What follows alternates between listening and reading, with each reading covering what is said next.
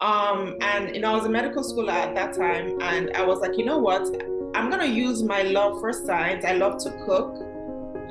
I could possibly do more research to find answers to questions that we've all been asking. Mm-hmm. And I decided to combine all my interests, which is medicine, science, love for cooking, to come up with the PCOS diet, a healthy recipe guide, which is right here. Welcome back to the PCOS Holistic Coach podcast with me, Dr. Ami Patel, pharmacist, fellow sister, and coach. This podcast is an easy to listen to resource for your busy on the go life. You will learn how you can live a healthier and happier life with PCOS from real conversations about managing PCOS and the symptoms with amazing guest speakers. Welcome back to the PCOS Holistic Coach YouTube channel and podcast. I'm excited to have a special guest here today, Carmen-Rose Madiebo. Welcome, Carmen-Rose. Hi, everyone. I'm so excited to be here. A little bit about Carmen-Rose. She's a fourth-year medical student graduating in October 2022. She's the author of the PCOS Diet, a healthy recipe guide to happy hormones, which was released July 2022. Carmen-Rose has lived in 5 different countries within the past 4 years. Wow, Yay. Carmen-Rose. Well, thank you for taking the time to be here today. Thank you so much for having me, Amy. I'm so excited to, get to experience this, session with you. Yes, I'm excited to learn a little bit about your story, and how you wrote the book. So let's talk a little bit about what your personal experience with PCOS is and how that served as your inspiration to write your cookbook. Of course. So, I found out I had PCOS back in 2017 after a near ovarian torsion event. So basically, that just means my ovaries were turning around like an artery, pretty much. I was in a foreign country, particularly in a rural town where the number of patients superseded the number of physicians available for care. And I remember I was just laying in bed and I suddenly felt this sharp abdominal pain. I went to my general practitioner close to me, and when my general practitioner scanned my abdomen, she realized that I could be in an emergency situation, and immediately, hopped on the ambulance and went to an OB slash gyne located in another town, roughly 50 miles from me, as that was the physician that was closest at that time. So during the medical intervention with the OB slash gyne physician, she did another ultrasound to figure out what's going on, in my reproductive area. And not only did she discover that I had a cyst torquing on my right ovarian artery, but she also noticed that I had multiple cysts on both ovaries. So she went ahead to ask, questions like, have you had irregular periods in the past? Have you had signs of hair growing in, the wrong places, of which I said yes. So with the physicians asking those questions, she wrote in the 3 aspects of the Rotterdam's criteria, needed to diagnose PCOS, which is, the presence of polycystic ovaries on ultrasound, irregular or infrequent periods, as well as the presence of hirsutism, which is the male pattern of hair growth in different places. So that was how I found out I had PCOS. It was a near-death experience because ovarian torsion is actually an emergency.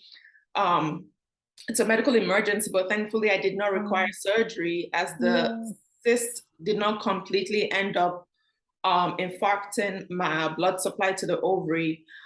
So yeah, that was a pretty interesting way for me to find out about my diagnosis, but I'm so glad I'm still here. Yeah, no, definitely. That is so scary, especially like in a foreign country, Yes. with or without support from family and loved ones. But yeah, well, we're glad that you survived that. It's Yeah. interesting how the stories of people's diagnosis are. It's not, it's always just so interesting. They're so different, and it's really most of the time really in an unexpected way. You don't expect to be diagnosed with something like this. But that kind of explains how you got into that situation, right?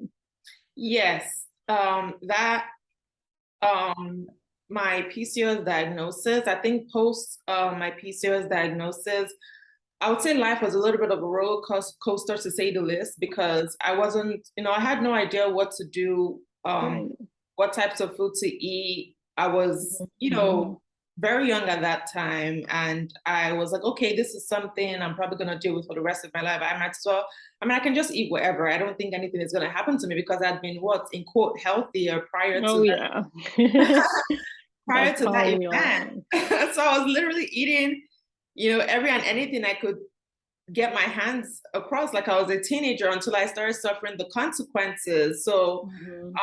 I gained like 60 pounds in 2 years. I got worsening Mm. acne, almost becoming pre-diabetic because my A1C basically shot up, and I just decided to Mm. take charge of my diet. Moreover, when I was looking for help, I went on Facebook and I realized there are so many women just like myself who don't know what to do. And I was in medical school at that time, and I was like, you know what? I'm gonna use my love for science. I love to cook. I could possibly do more research to find answers to questions that we've all been asking. Mhm. And, I decided to combine all my interests, which is medicine, science, love for cooking, to come up with the PCOS diet, a healthy recipe guide, which is right here to have people. Yay. Yay, so And pretty. thank you. And basically, you have so many amazing recipes: breakfast, lunch, dinner, and cocktails and mocktails for those who like to have a good time over the weekend or after a stressful day at work. And just, release this book that delves into the pathophysiology of what could possibly cause PCOS, as well as, healthy recipes. They're beginner friendly, very quick and easy to make, that can Mm. let you take charge of your health and live a healthy life. So that was what Yeah. prompted me to write this book, my personal experience as well as my interests. That's so amazing. I think it's so I love that like the women that I've been talking to and all their personal experiences really drives them to make, Yes. impactful changes. And I just love that. It's so great that you saw a problem and you saw that many other women with PCOS need more guidance and help Yes. in this, and you decided to do something about it. And we really appreciate that. So thank you for putting this Thank together. you. Thank you.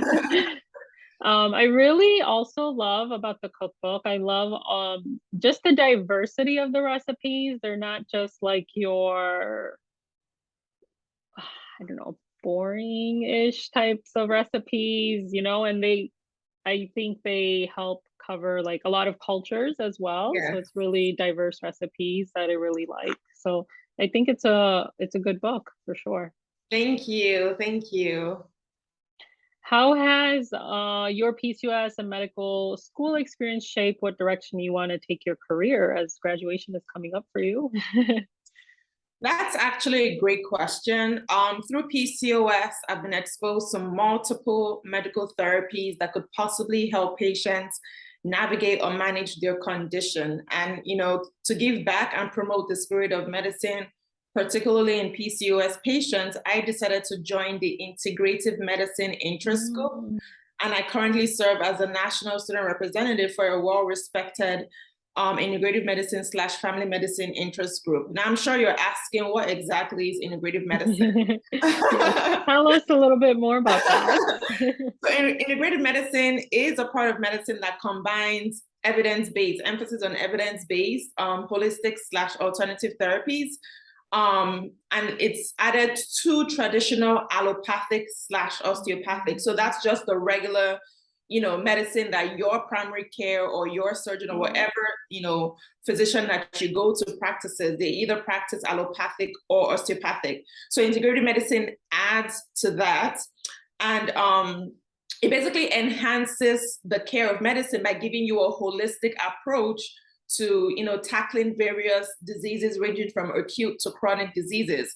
So with my involvement with the PCOS population, our goal is to keep doing research around said alternative therapies. For example, the benefits of acupuncture for PCOS patients.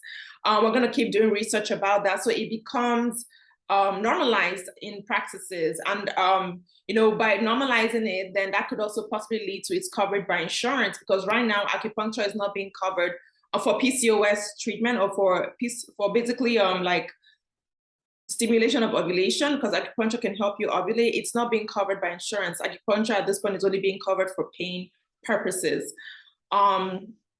So our goal is to basically create awareness of this. That way acupuncture can be officially accepted by the medical community as a treatment modality for PCOS patients.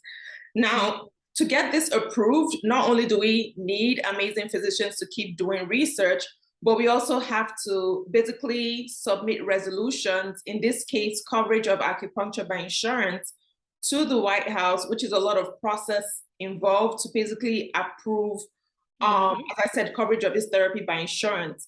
So my goal is to basically get people like you, Amy, and the PCOS population to use their voice to basically voice their concern to the congressmen in their local districts and push this resolution forward, so it can be presented in the White House. So that's kind of like the career path I'm trying to shape for myself by being an advocate for our patients, so that, for example, for PCOS patients in particularly, the new medical therapies that are coming out that can possibly help manage our condition to be officially accepted by the medical community. Wow, that's so amazing. It's so interesting. I'm sure a lot of viewers, listeners probably didn't know that after going to medical school, you can take all these different avenues. I mean, I didn't know that either. That's interesting. I think it's also good that, you know, integrative medicine, I love the idea of, I don't even like calling like acupuncture alternative medicine, because like you were saying, you know, it doesn't have to be something you go to after, like, you know, traditional treatment fails. You know, why not start including it like from the beginning if we know that it's gonna be helpful, right? Like, why wait for it to be an alternative? Why not make it be, you know, just as a first option like all the other treatment options too? Yes, yes. So you're asking the right questions. I mean, so that's our goal. We're trying to, you know, we're not trying to isolate both aspects of medicine. We're trying to combine and mesh. So it's part of our medical treatment modality for, you know, PCOS and a lot of other patients that may need it. Yeah, I definitely advocate that as well, especially with the holistic care that I believe in, you know, with my coaching. I think there's definitely a time and place for all medication or all types of medicine. And I think it just depends on the patient and their PCOS and what kind of treatment they're looking for. But I definitely think we need more advocates like you from the traditional allopathic side that, you know, promote integrative medicine, because I think many people are still kind of like, don't think it's good enough.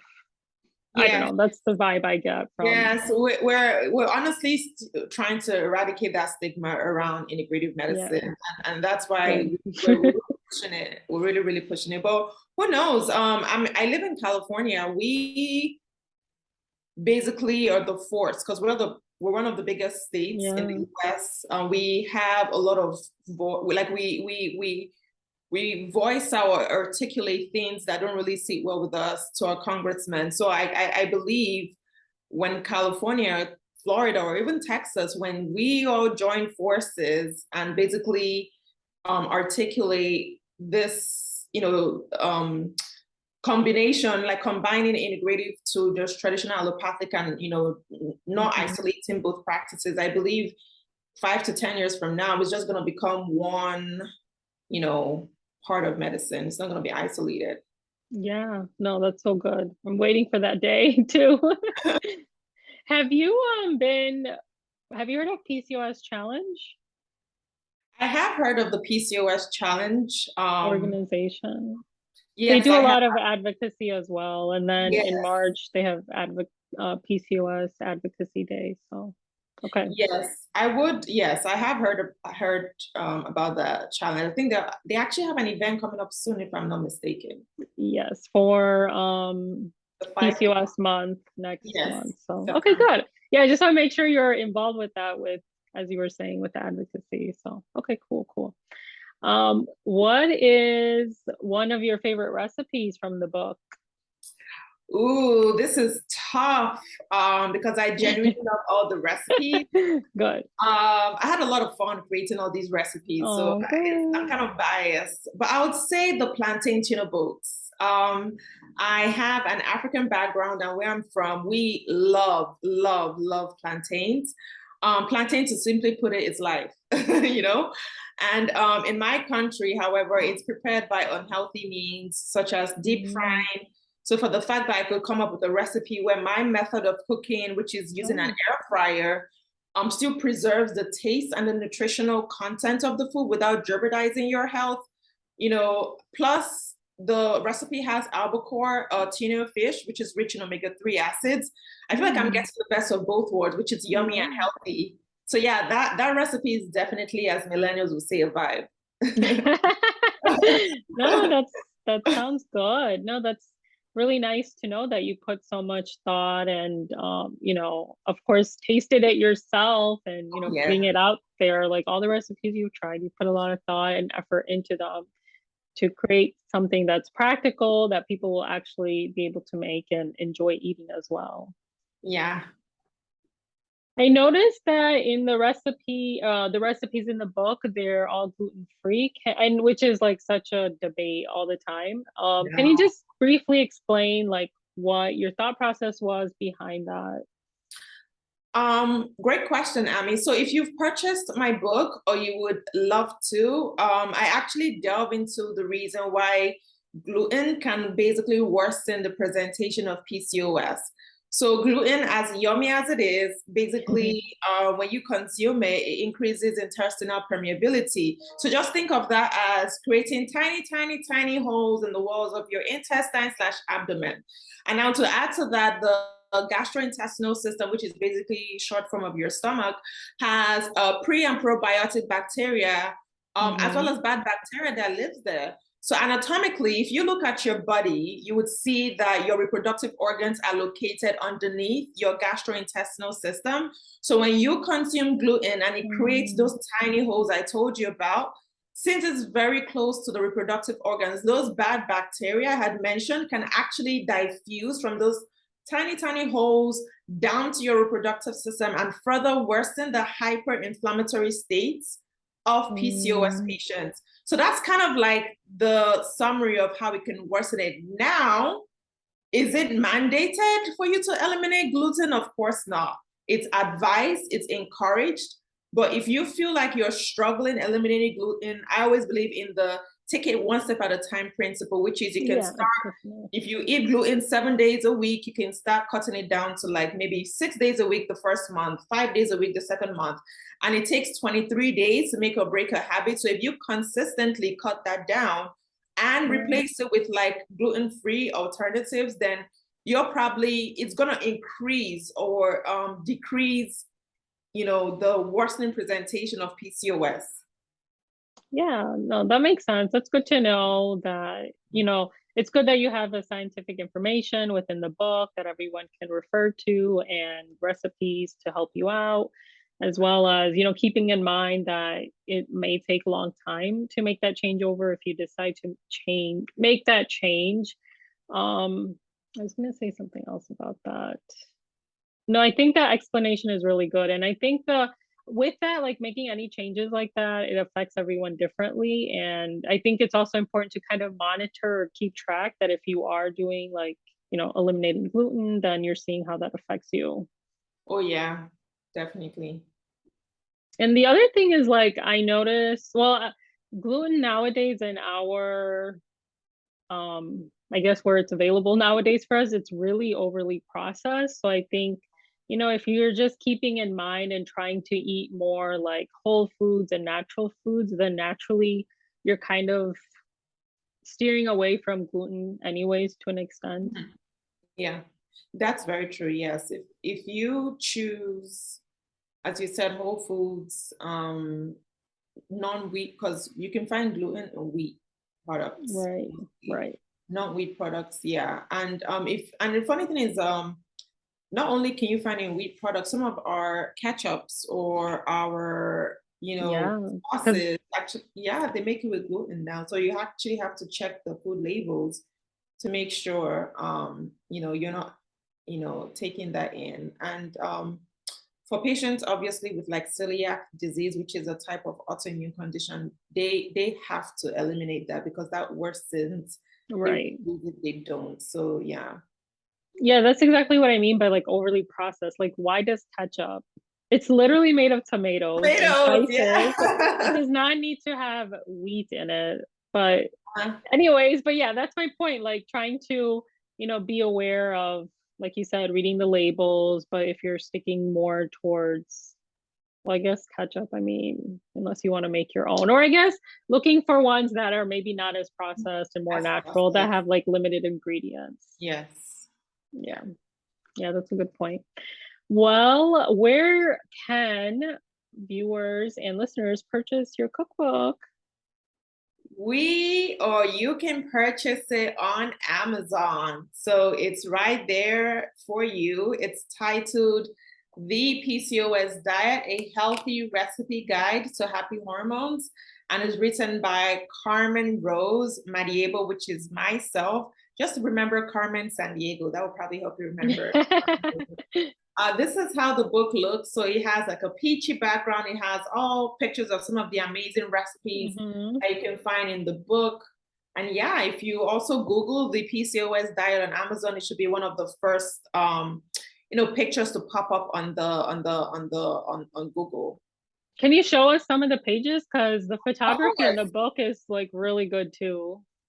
Of course, this was Oh, move it like closer to, closer. maybe in front of you. Oh, okay, never mind. Now oh, there it is. Okay, it's just refocusing. Okay, so this is actually a really yummy recipe. It's a sweet potato egg wrap recipe, rich in fiber and antioxidants, perfect for you to start your day. So let's just flip here and see what recipe we have here. Okay, we have the tomato bruschetta, which is a nice filling recipe, light but filling at the same time. So I noticed that you also have like about how long it takes to prepare it, maybe about approximate servings, calories, protein, carbs, and fat. So that's really, really helpful to know too. And it's I like that it's like a picture and it's just like the ingredients and the directions. Yeah, you have the picture of how it's supposed to look. When you prepare, you have directions, you have nutritional benefits. You also have like a fun fact about the recipe. So like like at the bottom right here, it tells you what consuming this recipe is gonna like do for your body. So you actually have that here. And one of the cool things I like about this book as well is the fact that, I kind of like from living shopping from a very affordable store, made up like a little grocery list for you. So if you want to plan what to eat, if you want to plan what to eat, I kind of have how much each recipe will cost you per serving. Because people always have this notion that when it's healthy, it's expensive. But trust me, if I can find good deals, you definitely can find good deals. Like just go to your local farmer's market or your, local grocery store. But as I said, this is only per serving. If you're trying to cook for your family, you have to probably multiply this by the number of mouths you're trying to feed. One cool thing about this book also is, guess what? With COVID, we all learned that you can possibly do everything from your house. So I have exercises for you. If you've had a long, stressful day, you don't want to drive to the gym, you don't want to deal with people at the gym, I got you. We have exercises here that you can literally do from the comfort of your home. So yeah, this is a one-stop shop for all PCOS patients. You have, I delve into the pathophysiology, talking about what PCOS is, just to give you insights into your condition. So in layman's terms, I try to refrain from using medical jargon. So that way you can explain it to even your niece or your nephew, your little nieces or nephews. I also go into foods to avoid. I talk about the different recipes, exercises, your grocery list. So yeah, on Amazon, you can find it on Amazon, and our reviews tell you everything you need to know. No, it's 5-star reviews on Amazon. Yes, I have my copy with me as Woo! well. And I love that, like you said, it's like a one-stop shop type of Yes, guide, right? You have the background, the science, but understandable science, recipes, grocery list, workouts, right? It's a great, great starting point. And, you've made it practical, easy to follow, so people can have a starting place to manage their PCOS. So yeah. thank you for putting this great resource out into the world and into the PCOS community. Thank you. Thank you. Yeah, no, seriously, I'm sure I can speak on behalf of everyone. Oh, The resources for PCOS are really limited, so it's really amazing to see such a great product out there for us. yeah. Well, where can our viewers and listeners connect with you? You can always find me on Instagram at PCOS Diet Book. I try to put out content, constantly educating, PCOS patients or even, partners of PCOS patients on what they can expect dealing with PCOS. I also do have my website, which is www.Carmen-Rose Madiebo, which is Madiebo.com.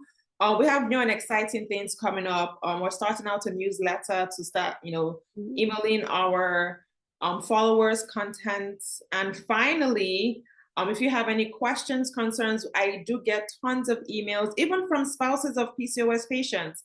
My email address is carmenrose@pcosdietbook.com. I would love to hear your story about how you've dealt with PCOS and just to connect. I genuinely love what I'm doing, and I hope to reach as many PCOS patients as I can. Yes, that's so amazing. Thank you for everything you're doing. I'll include all this contact information in the description box, and everyone can please reach out to her, say hello. I love hearing from everyone too, so I know what you mean by that. Just Yes. love connecting with everyone within the community and seeing what the needs are, right? And what like everyone's question is, and just talking to someone that understands you. Yes. Yes. Well, thank you so much for taking the time to be here and talk to us about your story and your book. Thank you so much for having me, Amy. I cannot wait to, as I said, connect with so many people through this podcast, and I'm looking forward to communicating or speaking more with you in the future. Have a wonderful, Yes, wonderful day ahead of you. Me too. Definitely looking forward to more collaborations and advocacy for sure. Yes. Yes. Well, everyone, until next time, be kind to yourself, be patient, and focus on progress, not perfection. See you next time. Bye. If you loved this conversation, please leave a review and share it with a friend. I would love to connect with you. You can find me on Instagram and TikTok at pcos.holistic.coach. Send me a DM and say hey. Be sure to tune in to the podcast next time. Thank you.